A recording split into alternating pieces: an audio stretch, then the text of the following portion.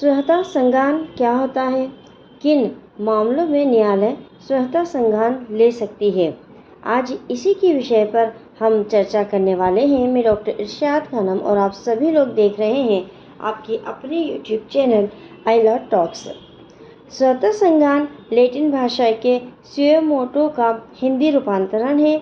इसका मतलब किसी सरकारी एजेंसी, कोड या प्राधिकरण की ओर से की गई उस कार्रवाई से है जो वह खुद के विवेक से करता है। न्यायालय कानूनी मामलों में स्वतः संज्ञान लेती है।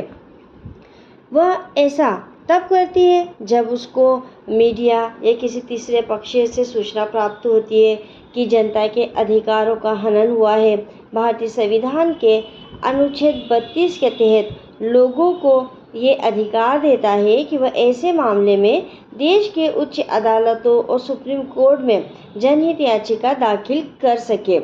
भारत का सर्वोच्च न्यायालय अक्सर मामलों को स्वतः संज्ञान में लेता है। इसका मतलब है कि वह बिना किसी याचिका दायर किए या उनके समक्ष कोई हित लाए बिना स्वयं संज्ञान लेकर मामले को देखते हैं। यानी कि सर्वोच्च न्यायालय क्या करता है, अगर किसी मामले में उसको लगता है कि उसको खुद को कार्रवाई करनी है तो वो इस बात का इंतज़ार नहीं करता है कि कोई उसके जो भी मामला है उसके लिए कोई पिटीशन दायर करे, कोई आके आवेदन दे या कोई कार्रवाई करने की प्रार्थना करे। वो स्वयं में खुद उस मामले को ले लेता है। कुछ मामले ऐसे होते हैं जिस पर कोई कोर्ट जो है वह स्वतः संज्ञान लेती है। इसके लिए ज़रूरी नहीं है कि कोर्ट को पुलिस किसी मामले पर जानकारी दे। जब कोर्ट अपने आप किसी बात पर या घटना पर संज्ञान लेती है तो उसे स्वतः संज्ञान कहा जाता है। स्वतः संज्ञान का जिक्र सीआरपीसी की धारा 190 उपधारा 1C और अगर वर्तमान एक्ट की बात करें तो भारतीय नागरिक सुरक्षा संहिता 2023 धारा 210 में किया गया है। इस धारा में ये बताया गया है कि पुलिस अधिकारी के अलावा किसी और से प्राप्त सूचना या स्वयं प्राप्त जानकारी से अगर कोई कार्रवाई करनी हो तो उसे स्वतः संज्ञान कहा जाएगा। संविधान के अनुच्छेद 32 की अगर हम बात करें तो उसके अंतर्गत सुप्रीम कोर्ट और अनुच्छेद 226 के तहत हाई कोर्ट में जनहित से जुड़े हुए मुद्दे में स्वतः संज्ञान जो है वो न्यायालय ले सकती है। अब स्वतः संज्ञान क्या होता है? जब कोर्ट को पुलिस के अलावा किसी और से या खुद से कोई जानकारी मिलती है तो वह उस मामले की जांच पुलिस से करवाती है। पुलिस उस मामले की जांच करती है और दोषी को 24 घंटे के अंदर कोर्ट में पेश करती है। उसके बाद कोर्ट उस पर कानूनी कार्रवाई करती है। जिला कोर्ट सिर्फ आपराधिक मामलों में ही स्वतः संज्ञान करती है, क्योंकि सिविल केस में 2 या 2 से अधिक पक्षों में विवाद होता है जिसमें समझौता भी किया जा सकता है। सुप्रीम कोर्ट और हाई कोर्ट जो है वो सिविल केस में भी स्वतः संज्ञान ले सकते हैं अगर मामला जनहित से जुड़ा हुआ हो। न्यायालय किन मामलों में स्वतः संज्ञान ले सकती है? ये एक बहुत ही महत्वपूर्ण प्रश्न है कि क्या न्यायालय किसी भी मामले में स्वतः संज्ञान ले लेगी? तो ऐसा नहीं है। कुछ चुनिंदा मामले होते हैं जिसमें न्यायालय जो है वो स्वतः संज्ञान लेती है। भारतीय न्यायालयों में आमतौर पर कोर्ट की अवमानना करने पर, पुराने मामले को दोबारा खोलने के लिए और नए मामलों की जांच के लिए कोर्ट द्वारा स्वतः संज्ञान लिए जाते हैं। कोर्ट की अवमानना क्या होती है? कोर्ट के नियमों का पालन ना करना, कोर्ट के आदेश का पालन ना करना, जज का अनादर करना यानी कि जज का अपमान करना आदि कोर्ट की अवमानना कहलाती है।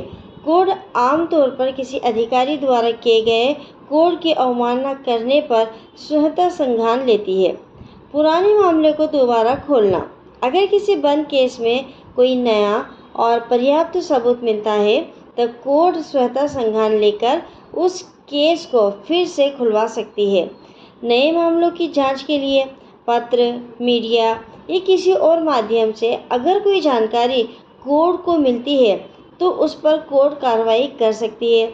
अगर कोर्ट को लगता है कि किसी वर्ग के लोगों के साथ अन्याय हो रहा है तो कोर्ट किसी भी सरकारी जांच एजेंसी से जांच करवा सकती है, जैसे पुलिस, सीबीआई या कोई और एजेंसी। पुलिस कोर्ट द्वारा सुप्रीम कोर्ट द्वारा लिए गए अहम स्वतः संज्ञान मामले कौन कौन से हैं? सुप्रीम कोर्ट ने स्वतः संज्ञान लेते हुए केंद्र सरकार से कहा कि गूगल, याहू, फेसबुक और व्हाट्सएप जैसे कंपनियों के साथ मिलकर काम करें और ऐसी वेबसाइट को बंद करें जो बलात्कार, सामूहिक बलात्कार और बाल पोर्नोग्राफी जैसी वीडियो को प्रसारित करती है। ये कुछ ऐसे मामले थे जिसमें सुप्रीम कोर्ट ने स्वतः संज्ञान लिया था। 2015 की बात करें तो प्रज्वला नामक एक एनजीओ ने सीजीआई को पत्र लिखा और एक पेन ड्राइव में 2 वीडियो डालकर भेजा। उस पेन ड्राइव में सामूहिक बलात्कार का वीडियो था और पत्र में लिखा था कि उन सामूहिक बलात्कार करने वाले लोगों पर कार्रवाई की जाए। सुप्रीम कोर्ट ने उस पत्र को जनहित याचिका में बदल दिया और स्वतः संज्ञान लिया। 1990 के दशक में दिल्ली में वायु प्रदूषण के मसले पर सुप्रीम कोर्ट ने स्वतः संज्ञान लिया था और इस मामले में लंबी चली सुनवाई के बाद दिल्ली में डीजल से चलने वाली बसों की जगह सीएनजी को अपनाया गया था।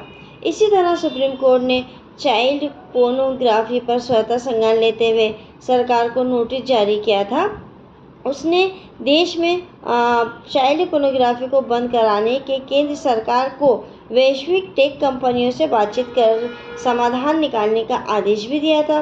कोरोना महामारी के दौरान पहले लॉकडाउन के वक्त प्रवासी मजदूरों के पलायन के मामले में भी सुप्रीम कोर्ट ने स्वतः संज्ञान लिया था। लखीमपुर मामले में भी स्वतः संज्ञान लिया गया था। लखीमपुर खीरी हिंसा मामले में स्वतः संज्ञान लेकर सुप्रीम कोर्ट ने सबको चौंका दिया था, क्योंकि ऐसा बहुत कम हुआ है कि इस तरह की किसी घटना पर सुप्रीम कोर्ट ने स्वतः संज्ञान लिया हो। तो ये कुछ महत्वपूर्ण बिंदु थे जो स्वतः संज्ञान के संबंधित थे, जिसमें आपको मैंने बताया है कि जो न्यायालय है वो कब स्वतः संज्ञान ले सकता है, वो कब कार्रवाई कर सकता है, वो कब किसी पत्र को, किसी न्यूज़ को, किसी सूचना को, किसी ऐसी जानकारी को जो उसकी नॉलेज में आई है उसको कब वो पीआईएल के माध्यम से चला सकता है, कब वो उसको खुद से कोई निर्णय दे सकता है, सुनवाई कर सकता है, जांच करवा सकता है। तो ऐसे सारे मामले के कुछ एग्जाम्पल भी मैंने आपको दिए हैं। तो आशा है, उम्मीद है कि आपको ये वीडियो पसंद आया होगा और आपके लिए ये वीडियो काम का होगा। वीडियो अगर आपको पसंद आता है तो आप हमें कमेंट्स करके बताइएगा। कमेंट्स के साथ साथ लाइक करिए, शेयर करिए। मिलेंगे अगले वीडियो में एक नए विषय के साथ। तब तक के लिए शुक्रिया, धन्यवाद।